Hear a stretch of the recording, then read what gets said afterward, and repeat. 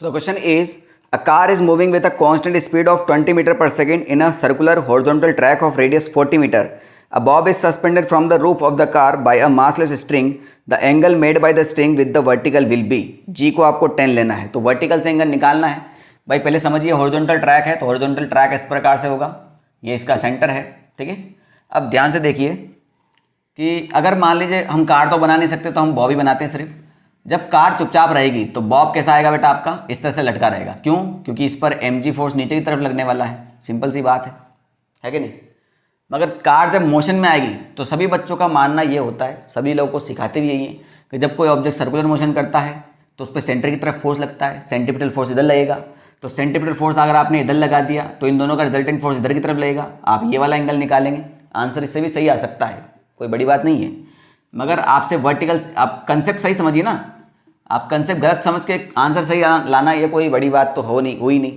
जो चीज़ें माइंड में थी वो तो गलत ही हुई, इससे कोई दूसरा क्वेश्चन गलत हो सकता है ये सही हो जाए। अब समझिए बात को कि भैया ये इधर नहीं इधर आएगा। क्यों? क्योंकि आप कार के अंदर बैठे हैं। जब आप कार के अंदर बैठे हैं तो आप नॉन इनर्शियल फ्रेम हो गए। क्या हो गए आप?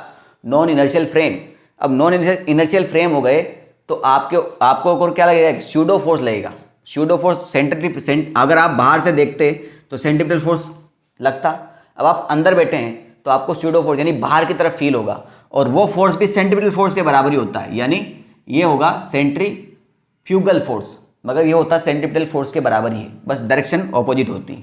तो ये भी आपका क्या है? mv² डिवाइड बाई आर के बराबर ही है, या m⍵² आर के बराबर होगा। मगर यहाँ पर आपको लीनियर वेलोसिटी भी नहीं, हाँ लीनियर वेलोसिटी दी गई है तो v वाला ही आप यूज़ करेंगे। नीचे फोर्स लगेगा mg, तो ये बॉब जो है ले दे के दोनों का रिजल्टेंट फोर्स की वजह से यहाँ पर आके फिक्स हो जाएगा, यहाँ पर आके फिक्स हो जाएगा, इक्विलिब्रियम में आ जाएगा। सिंपल सी बात ये है, ठीक है। अब आपको वर्टिकल से कितना एंगल निकालना है, मतलब ये वाला एंगल थीटा निकालना है, ठीक है, सिंपल सी बात है। अब ध्यान से सुनिए बेटा, इसका एक फोर्स तो mg नीचे की तरफ लगने वाला है, इसमें कोई डाउट नहीं, ठीक है। यही सेंट्रीपिटल फोर्स इस पर यहाँ पर लगेगा भैया, है ना, यही सेंट्रीपिटल फोर्स इस पर यहाँ पर, क्योंकि सेंट्रीपिटल फोर्स तो बॉब पर लग रहा है, हमने तो बस वहाँ बना दिया उसको, सेंट्रीपिटल फोर्स तो बॉब पर लग रहा है, ठीक है।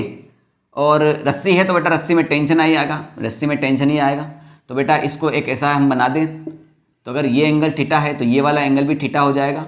तो टेंशन का ऊपर कॉम्पोनेंट हो गया t cos थीटा और इधर कॉम्पोनेंट हो गया t sin थीटा, इसमें कोई डाउट नहीं। तो भाई मुझे क्या निकालना है? थीटा ही निकालना है। तो t sin थीटा कितना हो जाएगा? दोनों क्या है यहाँ पर भाई, अब मास ये बॉब जो आके रुक गया है, इक्विलिब्रियम में है, तो ये फोर्स इस फोर्स के बराबर होगा और ये फोर्स इस फोर्स के बराबर होगा, तभी तो इक्विलिब्रियम में होगा। तो t sin थीटा हो जाएगा आपका mv² डिवाइड बाई आर, और t cos थीटा हो जाएगा आपका mg के बराबर। अगर मुझे थीटा निकालना होता है तो मैं इन दोनों का इक्वेशन का डिवाइड कर देता हूँ, ताकि t से t कट जाए और sin theta divide by cos theta tan theta आ जाए। अगर मुझे टेंशन निकालना होता है तो मैं इसका स्क्वायर करूँगा, इसका स्क्वायर करूँगा और दोनों को ऐड कर दूंगा। उससे क्या होगा? ये sin² theta plus cos² theta आएगा तो 1 हो जाता है, ठीक है। हमें थीटा निकालना है तो हम दोनों को डिवाइड करते हैं। t से t कट गया, sin theta divide by cos हो जाएगा आपका tan थीटा, m से m भी कट गया तो ये हो जाएगा आपका v² divide by R G. So tan theta v², तो v दिया हुआ है क्वेश्चन में 20, तो 20 का स्क्वायर हो जाएगा 400।